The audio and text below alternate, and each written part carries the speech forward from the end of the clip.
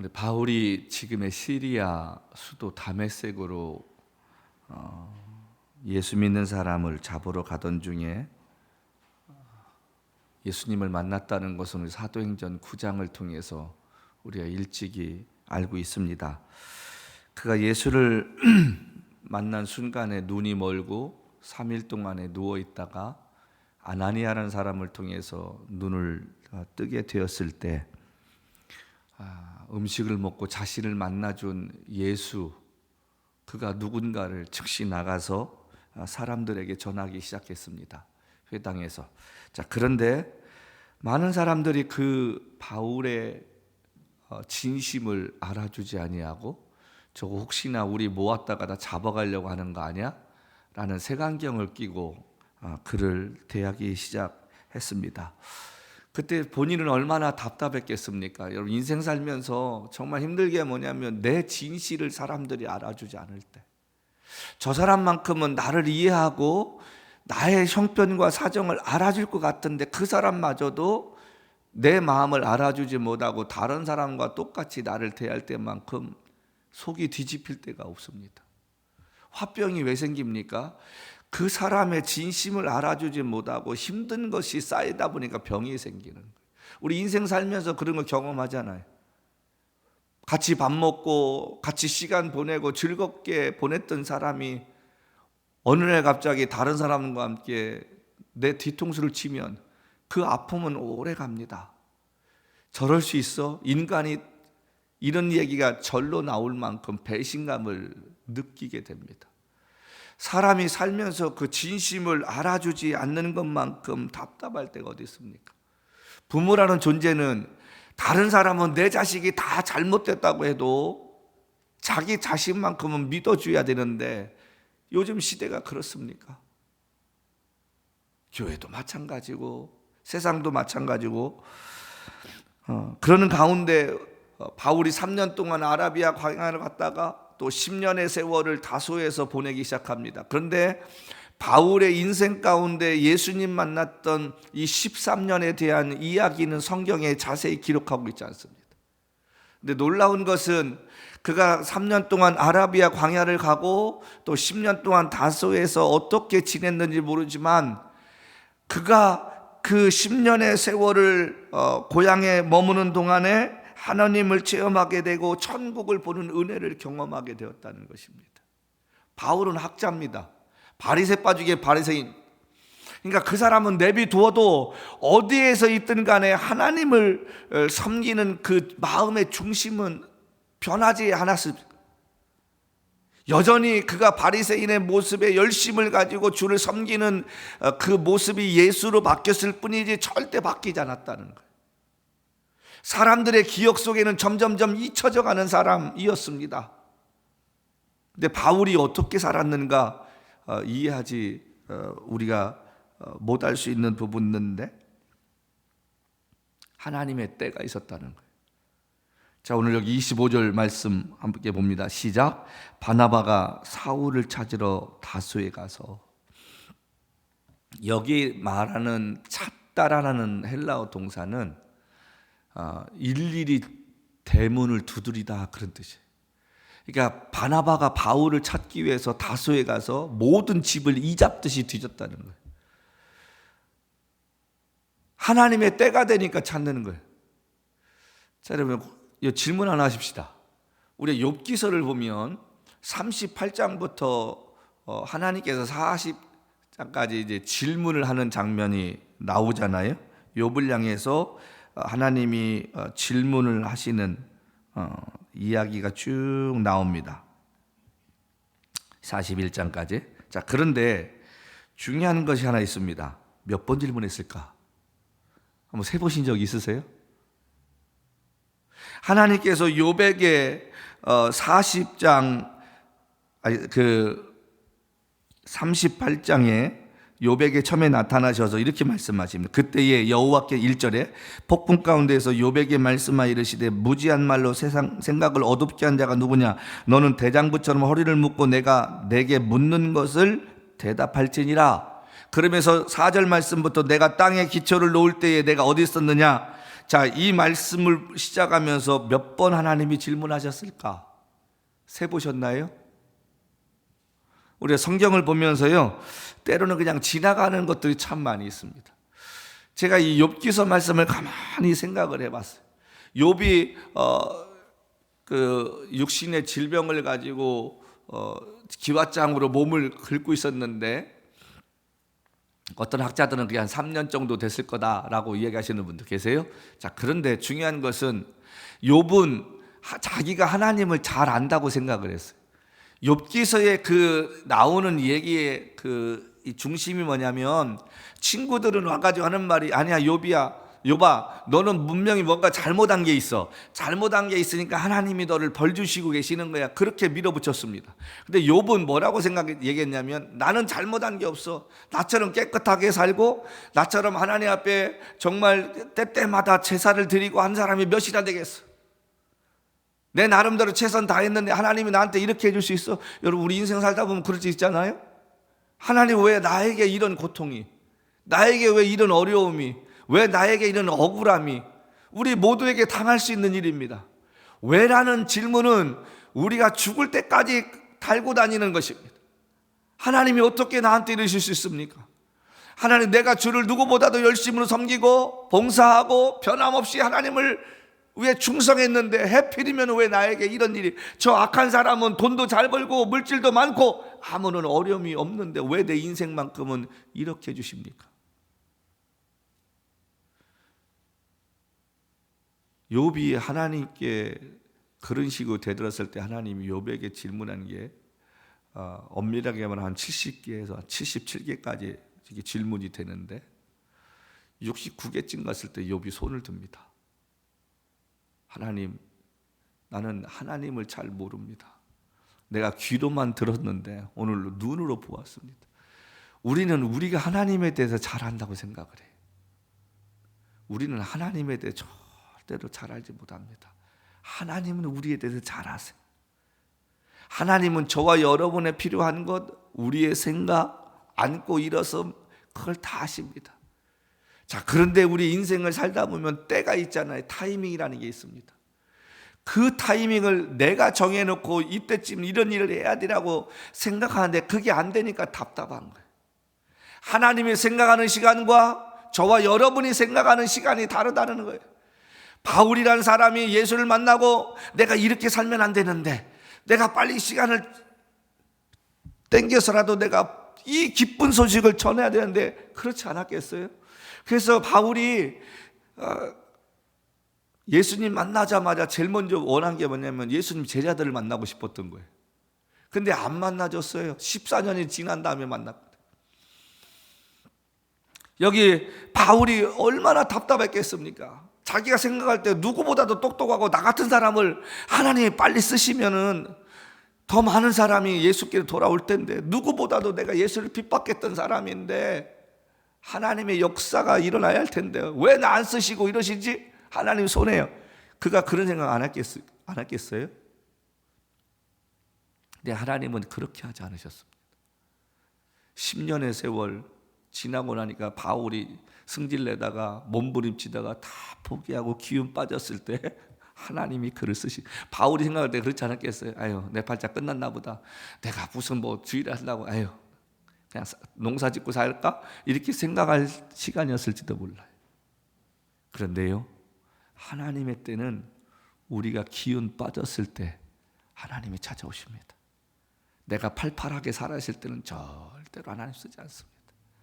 제가 어제 점심을 어떤 목사님하고 같이 했는데, 한국에서 오신 목사님이세요. 이번 주에 이제 집회가 있으셔서 제가 후배 목사님이 주관하시는 행사라 내가 뭘 좀 해드릴까 하다가 식사 대접을 한번 했습니다.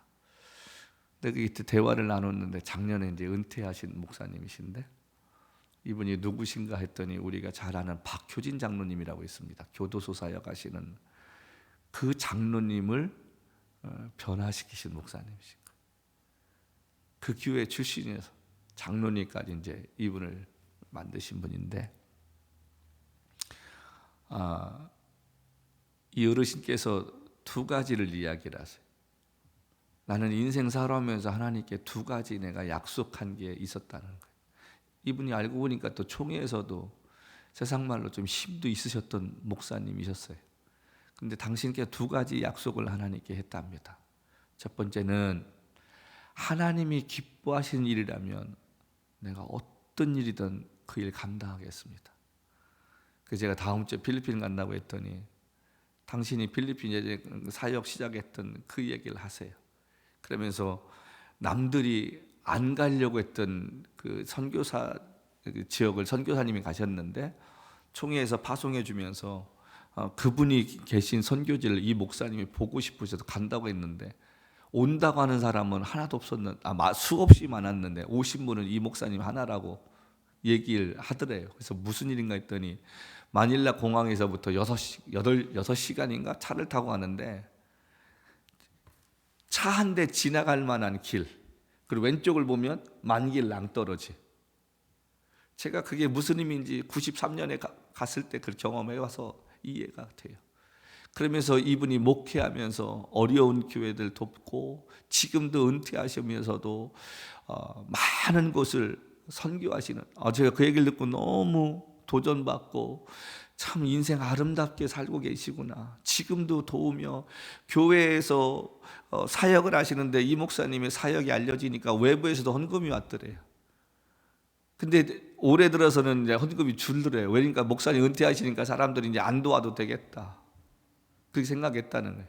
그 두 번째로 이 목사님께서 하신 말씀이 뭐냐면, 내가 두 번째 하나님께 약속한 것은 덕이 되는 자리가 아니면 안 가겠다라고 약속했다는 거예요.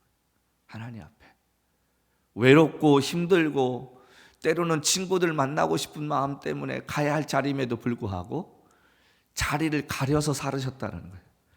저는 우리 믿는 사람들이 이것이 반드시 필요하다고 생각합니다. 여러분이 앉아있는 자리가 덕이 되지 않으면 일어나시기를 바랍니다. 여러분이 앉아있는 그 자리가 누구를 음해하고 누구에 대해서 험담하고 누구를 힘들게 하는 자리는 박차고 일어나시기를 바랍니다.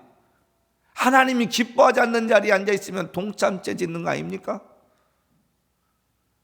때로는 그것이 사람들로부터 고지식하다고 얘기 들을 수 있습니다. 때로는 사람들로부터 외골수라는 말 들을 수 있습니다. 그럼에도 그렇게 사는 것이 하나님을 기쁘시게 하는 사람인 줄로 믿습니다. 자, 그랬는데 어느 날 이제 박희준 장로님께서 오셔서 하시는 말씀이, 목사님 그 조세형이라는 사람 아시지요? 그 조세형 씨 그러면 앞에 뭐가 붙어요? 대도라는 말이 붙습니다. 큰 도둑이라는 말. 자, 그런데 이분이 그랬다는 거예요. 어느 집회에 그분을 좀 같이 모시고 집회하겠다고 했는데 이 담임 목사에 반대하신 거예요. 하지 말라고, 절대 하지 말라고. 왜 목사님, 그 사람 지금 변화되고 예수 만나서 이제 나와가지고 스케줄이 지금 1000개 교회가 뒤에 있는데 그렇게 열심히 한 사람 왜 안 됩니까? 했더니 아니라고. 그 사람 눈을 봤을 때 변하지 않았다. 그 사람 얼마 후에 또 일저질러서 교도소 간다. 그러니까 이제 박혜준 장로님께서 뭐라고 하셨을 거 아닙니까? 목사님 왜 이렇게 말을 그렇게 심하게 하십니까? 근데 어제 이게 말씀 나눠보니까 목사님이 깐깐하세요. 누구 말에 뭐 휘둘리시거나 그럴 분이 전혀 아니라는 그 사실을 제가 어제 이렇게 발견했는데, 제가 가만히 그분을 보면서 무슨 생각이 들었냐면 저렇게 살아야 할 텐데. 자, 그리고 났는데 박 장로님이 얼마나 이제 서운하셨겠어요. 담임 목사님한테 마음이 이렇게 이제 나오셔서 목사님 너무 이게 사람을 편견을 두고 대하시나 보다 이렇게 생각하셨잖아요. 그런데 얼마 후에 이분이 일본을 조세영 씨가 갔다가 그곳에서 절도형으로 잡혔습니다. 그러니까 이제 그 장로님께서 얼마나 놀라셨겠어요. 이제 다시 찾아와서 목사님은 어떻게 알고 계셨습니까? 그럴 일이. 그래서 목사님이 그냥 웃으시면서 말을, 기도하면 다 주님이 가르쳐 주십니다. 뭐라고 설명하겠습니까? 우리가 때로는 사람 때문에, 사람의 부탁 때문에 하나님이 기뻐하지 않는 일도 합니다. 우리가 아무리 가깝고 내게 정말 친형제보다 더 좋은 사람이라도 하나님이 기뻐하지 않는 일을 이야기하면 거절할 수 있는 우리가 되어야 할 줄로 믿습니다. 그것 때문에 그 사람과 관계가 깨어진다 할지라도 여러분, 그럴 수 있는 용기가 우리에게 있어야 되지 않겠습니까? 근데 우리 그렇게 못해요. 우리한테 잘해주는 사람, 나한테 도움 주는 사람 거절 잘 못해요. 이거 거절했다가는 내가 이 도움이 끊어질 텐데, 그 관계 때문에. 여러분 기억하십시오. 그래서 깨어진 관계면요, 하나님은 시간 지나면 더 좋은 사람을 붙여주십니다. 그러니까 우리가 신앙생활하면서 제일 중요한 게 뭡니까? 하나님을 경험하는 것입니다. 예수를 만나야 되는 것입니다. 많은 사람들이 교회만 다니지, 여러분 예수를 만나지 못하니까 사람 두려워서 사람 눈치 보고 끌려다니는 거예요. 예수를 경험해 보십시오. 그 예수님이 내 인생 가운데 채워주시는 분이심을 내가 한번 믿고 살아보십시오. 절대로 우리가 사람 눈치 보지 않습니다. 내가 주님 앞에서 내가 이렇게 살아야 되는데 그 사람이 주는 몇 푼의 돈 때문에 내 양심을 팔고 나면 그 당시는 편할지 모릅니다. 근데 재밌는 거는 그 다음에 더 큰 걸 잃어버리고 삽니다. 우리가 하나님의 선하심을 맛보고 하나님이 내 인생의 공급자가 되시고 내 삶의 인도자가 되심을 믿고 살면 두려울 게 없습니다. 내가 사망의 음침한 골짜기를 다닐지라도 해를 두려워하지 않을 것은 주께서 나와 함께 하심이라. 다윗의 인생 가운데 가장 중요한 고백이었습니다. 다윗은 어떤 상황 속에서도 하나님이 자신과 함께하고 자신을 돌보실 것을 누구보다도 알았습니다. 우리아의 아내를 범했을 때도 눈물로 기도했더니 하나님이 그를 용서해 주셨다는 그 사실을 그가 깨달았기에 평생을 하나님을 떠나지 않고 살았다는 것입니다. 근데 솔로몬은 어떻습니까? 오늘날로 말하면 금수저로 태어나가지고 애비가 차려놓은 밥상에 숟가락을 얹었는데 그 고생을 모르니까 방자하게 살잖아요. 사람이 인생 살면서 고난 겪지 않으면요, 잘못된 길로 갈 확률이 많습니다. 고생하는 거 복인 줄로 믿으시길 바랍니다. 그 고생을 통해 하나님께 나아가고 어려움을 통해서 하나님께 기도했더니 하나님이 채우시고 하나님이 역사하시는 것을 바라보았다는 거예요. 바울이라는 이 사람이 10년 동안에 얼마나 답답했겠습니까? 얼마나 억울했겠습니까? 자기 친구들은 이 대제사장이 된 사람도 있을 것입니다. 공의원으로서 세상 말로 명예롭고 잘 나가는 사람이 있을 거예요. 나는 실패자야, 나는 루저야 라고 생각하고 살았지 않았을까요? 한 옆에는.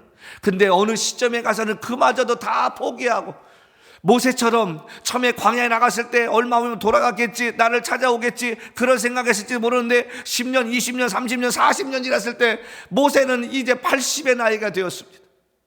무엇을 할 수 있었겠습니까?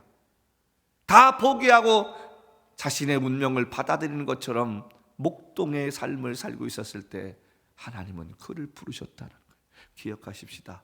하나님 앞에는 얼마나 많은 일을 하는가, 그게 중요한 게 아니라 어떤 일을 하다 가는가, 그게 중요한 줄로 믿습니다. 우리가 사도행전에 보면은 요한에 대한 얘기를 주님이 하십니다. 그가 달려갈 길을 다 마쳤다라고 주님 말씀하십니다. 그가 33세도 못 살았거든요.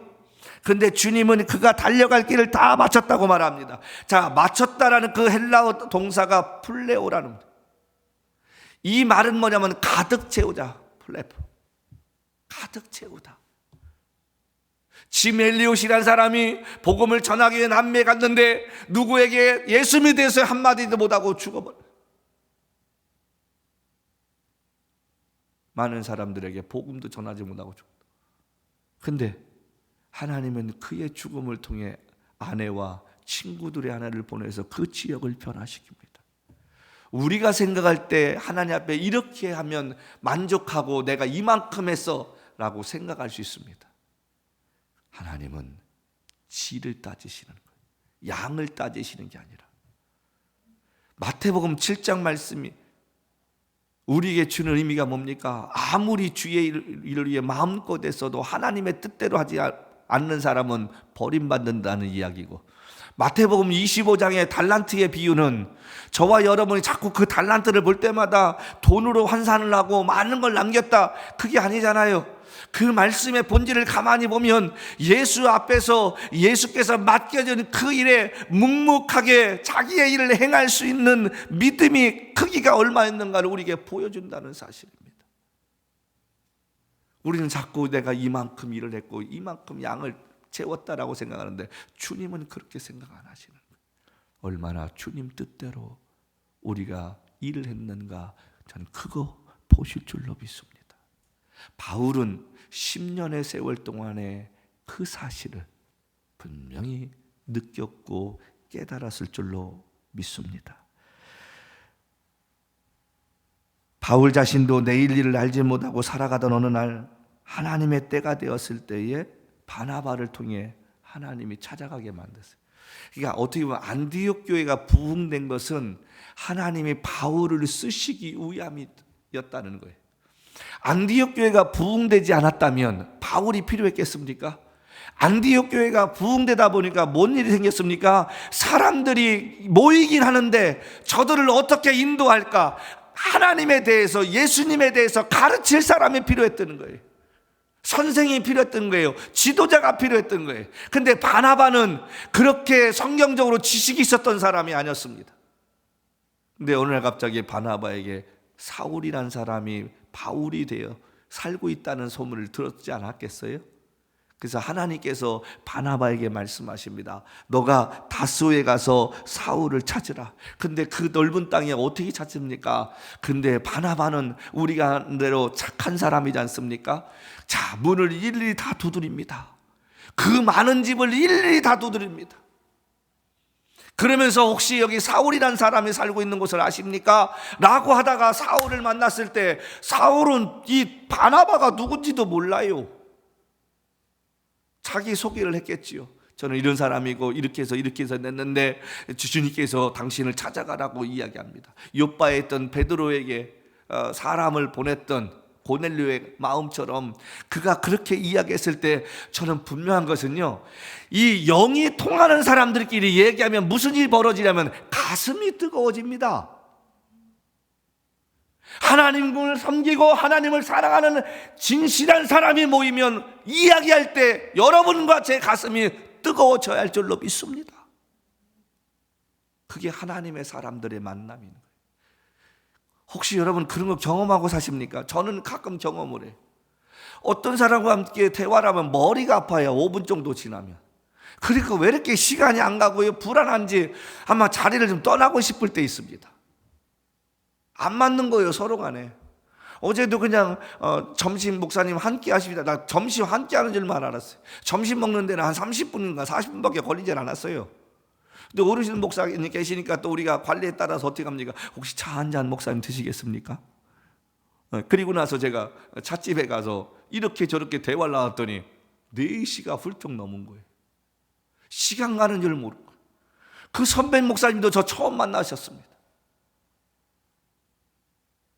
서로 이런저런 얘기하면서 목사님이 저기 하시는 말씀이, 나는 오늘 오 목사님 만나서 내 기쁜 거는 이렇게 예수를 만나고 사는 그 경험 있는 사람들이 요즘은 별로 없는데 내가 은혜 받고 돌아가요. 아유 목사님 무슨 말씀이십니까? 제가 더 큰 은혜 받았습니다. 여러분의 삶 가운데 하나님이 만나게 하셔서 만나는 누구들과의 얘기를 하든지 여러분의 가슴이 뜨거워지고 상대방의 가슴이 뜨거워지는 은혜가 있기를 주님으로 축복합니다. 아멘.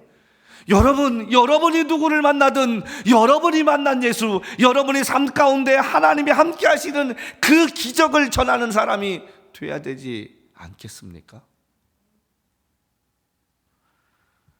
근데 사울에게 찾아온 이 바나바의 이야기를 들었을 때 사울의 가슴이 얼마나 뜨거웠겠습니까? 자기도 모르게 가슴에 뜨거워지고 전율이 느껴지고 머리가 쭈뼛 쓰는 그 은혜를 누리면서 하나님께서 때가 되셨나 보구나, 드디어 하나님이 나를 어떻게 쓰시려고 하나 보다, 그런 느낌을 받지 않았겠습니까? 그래서 여기 26절 말씀 보니까 만남에 안디옥에 데리고 와서, 여러분 이 말에 우리가 한번 귀를 기울여 보십시다. 만남에 안디옥에 데리고 왔다는 것입니다. 이 이야기는 만나서 이야기를 했더니 서로 비전이 맞았다는 거예요. 그러니까 바나바가 우리는 사울 선생님이 필요하십니다. 당신이 필요합니다. 당신 같은 사람이. 그리고 나름대로 사울도 바나바에게 간증하지 않았겠습니까? 나는 이런 삶을 살았던 사람인데, 이렇게 내가 주님을 만나서 이렇게 기도하는 가운데 주님 앞에 내가 이렇게 살고 있습니다. 바나바가 얼마나 가슴이 뛰었겠습니까? 그래, 이 사람이야. 이 사람 때문에 하나님이 나를 이곳에 보내셨어. 여러분이 준비되어 있으면 어느 곳에 가 있든 간에 쓰임 받습니다. 회사도 마찬가지예요. 능력 있으면 쓰임. 내가 준비가 안 됐는데, 만약에 바울이 이 다소에서 10년의 세월을 허송세월하고 룰루랄라 놀았다고 생각해 보십시다. 하나님 찾지도 않습니다. 근데 바울 나름대로 그 시간을 자기 시간으로 세월을 아껴서 그가 기도하고 또 하나님 말씀을 묵상하던 그 시간을 통해 하나님이 그를 준비시켰다는 거예요. 그러니까 만나자마자 불꽃이 튀는 거예요. 따질 게 없는 거예요. 함께 사역하십시다. 지금 이 안디옥 교회가 부흥되고 있는데 내 힘으로는 안 되고, 예루살렘에서 사도들을 보낼 수 있는 형편도 못 된다고 하니 당신이 같이 가서 한번 통역합시다. 그랬더니 안디옥에 데리고 와서, 누가 데리고 왔다는 거예요? 바나바가 끌려왔다는 거예요. 가만히 보면요, 만남도 그래요. 우연한 만남인 것 같은데 하나님께서 만나게 하신 만남은요, 어떤 일을 하든 같은 마음을 품게 하십니다.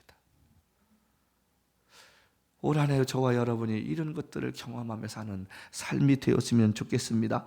그래서 26절 뭐라 합니까? 둘이 교회에 1년간 모여 있어 큰 무리를 가르쳤다. 여기서 우리 두 번째 생각할 게 뭐냐면, 마음이 하나가 되는 동역자의 모습입니다. 둘이 교회에 1년간 모여 있다. 그러니까 1년 동안 같은 마음을 품고 하나님이 허락하시는 그 부흥을 맛보았다는 거예요. 여기 21절 말씀 한번 보실까요? 여기 21절 보니까 주의 손이 그들과 함께 하심에 수많은 사람들이 믿고 주께 오더라. 어디로 돌아옵니까? 안디옥 교회에 모였다는 거예요. 왜 안디옥 교회에 모였습니까? 하나님이 바울이라는 사람을 쓰시기 위해서 수많은 사람들이 주께로 돌아오는 기적을 맛보게 하였다는 거예요. 난리가 났을 거 아닙니까? 교회는 눈만 뜨면 수십 명, 수백 명이 돌아오는데 저들을 인도하고 가르치야 할 사람이 없다는 이 절박한 심정 가운데 바나바가 그 먼 거리 한 36km 되는 거리를 쫓아가가지고 바나바가 바울을 데리고 왔다는 거예요. 그래서 둘이 1년간의 동역을 하면서 하나님과 함께 말씀을 가르쳤다는 거예요. 우리가 각자 다른 형편과 자라온 환경이 다를지라도 우리의 목표는 하나가 됩니다. 그게 뭡니까? 예수의 영광입니다. 우리가 예수의 영광을 나타나기 위해서 이 아침에 모여 함께 예배하는 줄로 믿습니다. 어떻게 하면 우리가 하나님을 기쁘시게 할까? 저는 목회하면서 깨달은 게 하나 있습니다. 우리의 뜻이 하나님 보시기에 아름다우면 돈도 환경도 사람도 하나님이 다 보내신다는 사실입니다. 우리의 목표가 분명해야 되지 않겠습니까? 사나 죽으나 날 위해 피 흘리신 예수 그리스도를 믿는 그 믿음 하나 가지고 살아가야 할 줄로 믿습니다. 여러분, 선교할 때요, 우리가 주저하지 않았으면 좋겠습니다. 어려울 때에 하나님이 나와 함께 하신다는 거. 제가 지지난주인가요? 말씀드리면서 저랑 형제처럼 지내는 그 목사님 소개로 저는 한 번도 그 선교사를 본 적이 없어요. 우리가 미얀마의 선교사님을 거의 4년 동안 저희가 서포팅을 했는데, 서포팅을 하면서 마지막 그렇게 이렇게 일을 처리하는 게 두고두고 제 마음에 부담이 되었습니다. 이걸 어떻게 해야 되지? 하나님, 어떻게 하면 좋겠습니까? 근데 그분이 마지막 저에게 카톡을 보내는 그 내용이 늘 마음에 걸렸어요. 늦어지 우리 교회에서 보내주신 물질을 가지고 한 지역의 지도자를 기르는 그 사역에 쓰고 있었는데 아쉬움이 참 많습니다. 근데 그 부분이 제 마음에 걸렸습니다. 어떻게 보면 우리가 보내는 그 돈이 클 수도 있고 작을 수도 있는데 하나님 어떻게 하면 좋겠습니까? 그리고 여운을 남기고 제 나름대로 고민을 하면서 하나님 어떻게 해야 되겠습니까? 근데 그 이제 동서가 전화가 온 거예요, 저한테. 목사님, 동서가 전화가 왔는데 교회 사정 때문에 올해는 안 하시기로 하셨다는 얘기 들었습니다. 고맙습니다. 근데 그 말끝이 좀 섭섭해하는 그 이야기였어요. 그러니까 제가 얼마나 그 마음 힘들었겠습니까? 근데 제가 그랬어요. 하나님, 그 목사님한테 한 몇 개월 쉬었다가 그냥 저희가 1년치 한번 보내는 걸 생각을 좀 해보려고 그래요. 여러분 기억하십시오. 사람은요, 말이 씨가 돼요. 그 씨가 열매를 맺혀요. 주님 안에서. 제가 3일 전에 한국에 이제 통장이 하나 있는데 도대체 이게 잘 저기 카드 대금이 잘 나가나? 제가 이렇게 확인을 좀 하려고 들어갔는데 전혀 생각지 않은 돈이 들어와 있는 거예요. 그 누군가 봤더니 제가 아는 분이 있어서 전화를 했는데 12월 달에 제 통장에 돈을 넣어놓으신 거예요. 이거 왜 넣으셨어? 했더니 필요하실 때가 있을 것 같아서. 근데 제가 이야기한 대로 우리가 보내야 할 1년치를 보낼 수 있는 돈이 있는 거예요. 여러분 이런 때 좀 아멘 좀 하십시다. 제가 얼마나 놀랬겠어요. 그러면서 생각이, 그 선교사님의 복이다. 하나님 앞에 어떻게 기도했는지 모르지만 어쨌든 그 일을 통해서 그 돈이 이제 월요일 날 가게 된 거예요. 제가 너무 하나님 앞에, 제가 이거 뭘로 표현해야 됩니까, 여러분? 우리가 어떤 일을 하든 주의 뜻대로 우리가 기도하고 소원함을 가지면 그때가 되면 하나님이 역사하신다는 거예요. 저는 그래서 우리 교회 걱정 안 합니다. 부흥도 걱정 안 합니다. 저와 여러분들이 교회 섬기면서 딴짓 했나요? 우리 헌금 주신 거 가지고 딴짓 했습니까? 아닙니다. 저는 우리 교회 성도들을 볼 때마다 늘 감사한 건 뭐냐면 우리가 할 수 있는 한 최선을 다해서 저는 하고 있다고 믿습니다. 다른 교회에 부끄럽지 않게 주신 만큼 우리가 그 이상으로 하고 있다고 저는 지금도 생각합니다. 그러면 하나님의 때가 되면 하나님이 분명히 우리 길 통해서 한 번이라도 하실 일을 저는 보여주실 것이라고 믿습니다. 그것이 올해인지 내년인지 아니면 제가 은퇴할 때인지 그건 알 수 없지만 중요한 것은 바울이 10년이라는 세월을 불평하지 않고 기다렸던 것처럼 저와 여러분의 인생도 하나님께서 역사하실 그때까지 얼마가 될지 모르지만 기다림의 은혜를 가지고 우리가 기도하며 살자, 그런 말입니다. 없다고 동동거릴 필요 없고 힘들다고 할 필요 없는 것이, 어차피 우리의 인생 걸어가는 여정은 하나님 손에 달려있지 않습니까? 종에게 오라면 오고 쓰라면 쓰고 가라면 가라고 하는 그 인생의 사명을 가지고 사는 것이 우리의 삶이라면 내가 원하는 때에 내가 바라는 만큼 이루어지지 않았다고 불평할 필요가 없는 것은 하나님이 역사하시면 되는 거예요. 당신이 영광 받으시면 되는 거예요. 저희 교회 한참 부흥하다 성도들 나갈 때 남들은 그럽니다. 목사님 얼마나 힘드시냐고. 나 안 힘듭니다. 왜 가슴 아프지 않습니까? 가슴이 좀 아프지만 안 힘듭니다. 여기 있던 양이 다른 교회 간다고 주님의 양이 아닙니까? 그 양을 꼭 우리 교회에서만 내가 돌봐야 한다는 건 그건 나의 오만이고 교만이지. 주님이 필요하셔서 여기 있던 양을 저쪽 처소로 옮기는데 종놈이 무슨 불평할 게 뭐 있겠습니까? 내게 맡겨주신 그 숫자가 얼마든 그 일에 최선을 다하는 거지. 저는 이번에 그 선교사님 사건을 통해, 사실은 2일 전에 어떤 분이 저한테 600불을 가지고 오셨어요. 목사님 이거라도 보내십시다. 제가 그때 그 얘기했습니다. 아니 이거 없어도 하나님이 일하실 거예요.